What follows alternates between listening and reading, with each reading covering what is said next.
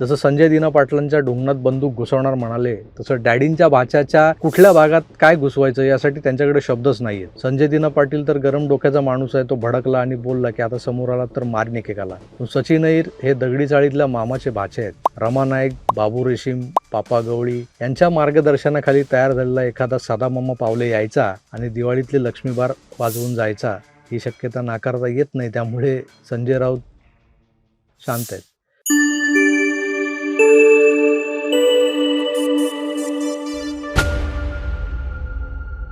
मागच्या काही दिवसांपासून शिवसेना उबाटा गटाकडून ऑपरेशन तुडवा राबवलं जात आहे आणि ते राबवलं जात आहे की जाणार होतं, किंबहुना असंच काहीतरी घडणार होतं, माहीत नाही. पण त्याचं सुतोवाच मात्र विश्वप्रवक्ते आणि विश्वविख्यात अशा दैनिक सामनाचे संपादक संजय राऊत यांनी केलं होतं, हे मला आठवतंय. त्या ऑपरेशन तुडवाचं प्रात्यक्षिक आपल्याला महाराष्ट्रात ज्या ज्या ठिकाणी पाहायला मिळेल असं वाटत होतं, त्या ठिकाणी तसं काहीच न घडता भलतंच काही घडू लागले. त्यावरून आता शंका यायला लागली लोकांना की हे खरंच ऑपरेशन तुडवा होतं की ऑपरेशन शिल्लक सेना बुडवा होतं. संजय राऊत हा माणूस शिवसेनेचा नेता म्हणून वावरत असताना, दैनिक सामनाचा संपादक असताना शरद पवारांच्या बोळ्यानं दूध प्यायचा, मी पवारांचा माणूस आहे हे जो स्वतः मान्य देखील करायचा. ऐका, मी शरद पवारांचा माणूस आहे हे लपून राहिलंय का? मी शरद पवारांचा माणूस आहे हे लपून राहिलंय का? मी शरद पवारांचा माणूस आहे हे लपून राहिलंय का? त्या माणसानं पवारांच्या मोरचूत फॅक्टरीतली एक मोरचूत पुडी आपल्या हातानं शिवसेनेच्या मुळाशीही ओतली होती. या माणसाला लोक हमजा अली मजारी असंही संबोधू लागलेत आता अलीकडे, कारण यानेच आधी अखंड शिवसेना आणि नंतर शिवसेना उबाठा या राजकीय गडांना उद्ध्वस्त करण्याचा विडा उचलला होता.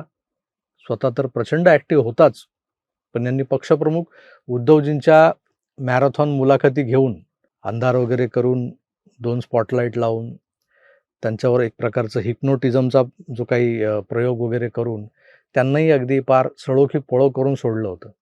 कसले कसले विनोदी पंचेस त्या मुलाखतीतून त्यांनी बाहेर काढले होते. म्हणजे ते खाजवायचं कसं, मग लहानपणी मी लहान होतो, बरंच काही होतं. आणि त्यातून नेमकी नाचक्की कुणाची झाली, लोकांना खाद्य कुणी पुरवलं, ज्याच्यावर मीम्स बनले, रील्स बनले, शॉर्ट्स बनले, आमच्यासारखे लोक त्यावर बोलून प्रचंड अशा मोठ्या संख्येनं व्ह्यूज मिळू लागले. ह्याचे उद्गाते हे 2च माणसं, संजय राऊत आणि उद्धव ठाकरे. अंधार करून एका खोलीत बसायचं आणि एकमेकांची घ्यायची मुलाखत वगैरे. तर ह्या मुलाखती या सगळ्या गोष्टीला कारणीभूत होत्या. मुलाखतींचं म्हणाल तर पूर्वी नवाकाळवाले निळूभाऊ खाडीलकर यांनी अनेकांच्या घेतलेल्या मॅरेथॉन मुलाखती प्रसिद्ध होत्या. म्हणजे त्या आजही त्यांचा विषय निघाला की पहिलं नाव म्हणजे मॅरेथॉन मुलाखत म्हटली तर निळकंठ खाडीलकर. पण त्यांची कॉपी करायला राऊत गेले आणि त्यांनी एका भरभक्कम पक्षाच्या प्रमुखाचा, म्हणजे पक्षप्रमुखाचा, माफ करा, भरभक्कम पक्षाच्या प्रमुखाचा असं म्हणालो मी, तर पक्षप्रमुखाचा अगदी विनोदी नट बनवून टाकला हो महाराष्ट्राची हास्य जत्रावाला. उद्धवजींच्या मनावर संजय राऊतांच्या विचारांचं गारूड निर्माण झालंय की काय असं वाटू लागलं. आता हेच बघा ना, जे यांना सोडून गेले ते गद्दार, त्या गद्दारांना पूर्वी म्हणजे शिवसेना प्रमुख माननीय बाळासाहेब ठाकरे हयात असताना जर असं काही घडलं तर काय व्हायचं.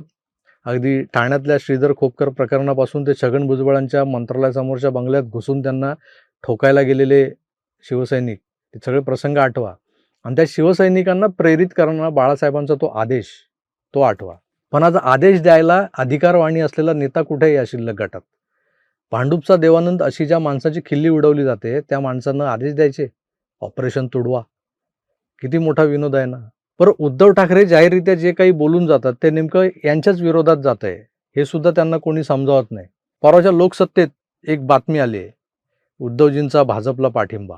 अगदी असंच नाहीये, पण शीर्षक थोडंसं त्याच अंगाने जाणार आहे. मराठी माणूस पंतप्रधान होणार असेल तर शिवसेनेचा पाठिंबा. बातमीचा आशय असा आहे की जर फडणवीस केंद्रात पंतप्रधान म्हणून जाणार असेल तर शिव उबाटा गटाचा देवेंद्रजींना आणि पर्यायानं NDAला पाठिंबा. पण तुमच्याकडे आहेत किती लोक?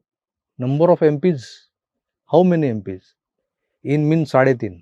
राजाभाऊ वाजे, अनिल देसाई, अरविंद सावंत, हे झाले 3 आणि अर्धवट संजय राऊत, कारण ते राज्यसभेचे आहेत ना, म्हणून अर्धा झाले 3.5. त्यातले 2 तर आधीच फुटणार होते. एकाची बातमी मिड डेनं ब्रेक केली म्हणून फिसकटलं, तर दुसऱ्याच्या वडिलांनी मला माझ्या पुत्राच्या निष्ठेचा अभिमान वाटतो असं बोलून लफडा केला. आता राहिले ते अनिल देसाई जे किचन कॅबिनेटवाले आहेत आणि दुसरे भांडूपचे भोंगावाले बाबा.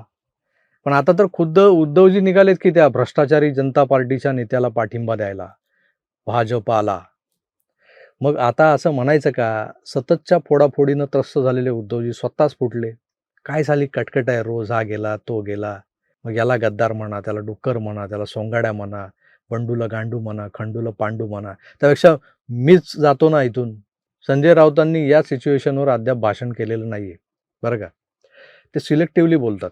जसं संजय दिना पाटलांच्या ढुंगणात बंदूक घुसवणार म्हणाले, तसं डॅडींच्या भाच्याच्या कुठल्या भागात काय घुसवायचं यासाठी त्यांच्याकडे शब्दच नाही आहेत. संजय दिना पाटील तर गरम डोक्याचा माणूस आहे. तो भडकला आणि बोलला की आता समोर आला तर मारीन एकेकाला. पण सचिन अय्यर हे दगडी चाळीतल्या मामाचे भाचे आहेत.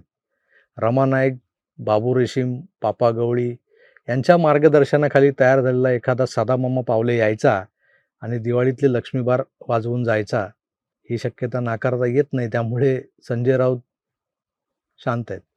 1997 साली विजय साळसकरांनी सदामामा पावलेचं एन्काउंटर केलं आहे. त्यामुळे सदा पावले आज हयात नाही आहेत. पण संजय राऊतांनी सचिन अय्यरांबद्दल बोलताना बहुधा दगडी चाळीचा धसका घेतलेला दिसतोय मला. आज त्यांच्या सकाळच्या प्रवचनाचा सूर एकदम खालच्या पट्टीत लागला होता. ऑपरेशन तुडवा, बंदूक ढुंगणात घाला, ते एकदम पक्षाला आता आत्मचिंतनाची गरज आहे असं म्हणेपर्यंत ते नरमलेले दिसलेत. खुद्द उद्धवजी आता देवेंद्र शरण झालेत, त्यांना पंतप्रधान बनवायला निघालेत, पाठिंबाही देऊन मोकळे झालेत न मागता. त्यांची ही कृती नेमकी कशात मोडते हो? NDAमध्ये गेलेल्यांना हे आणि यांची चाय बिस्कुटी गँग आधी काय म्हणायचे, बंडखोर, गद्दार, डुक्कर. मग आता उद्धवजींच्या विधानांवर यांचं नेमकं काय बरं म्हणणं असेल? आता दुसरी गोष्ट, काल परवापर्यंत ऑपरेशन तुडवाच्या बाता मारणारे संजय राऊत अचानक बुवा बाबा महाराज स्टाईलने आत्मचिंतनात्मक का बोलू लागलेत? तर त्यांचं ऑपरेशन बुडवा सक्सेसफुल झालंय. ऑपरेशन तुडवा राहिलं बाजूला. ते इतके दिवस जे ऑपरेशन बुडवा राबवत होते ना शिवसेनेमध्ये, ते सक्सेसफुल झाले. बरोबर ना? ऑपरेशन बुडवा सक्सेसफुली राबवलंय ना संपादकांनी.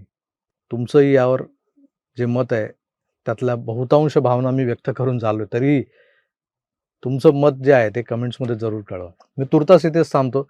पुन्हा भेटूच, तर आपली काळजी घ्या आणि पाहत राहा आपलं आवडतं यूट्यूब चॅनल आकार DG9. धन्यवाद. नमस्कार.